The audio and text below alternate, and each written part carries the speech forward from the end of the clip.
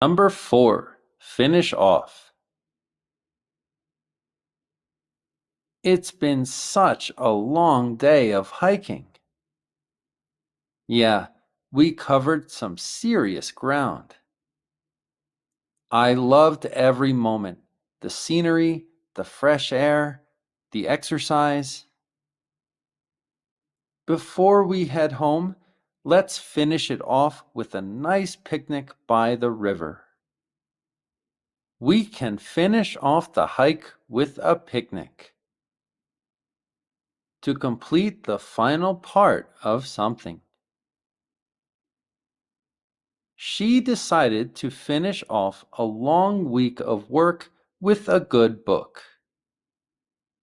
The team worked tirelessly to finish off the project before the deadline.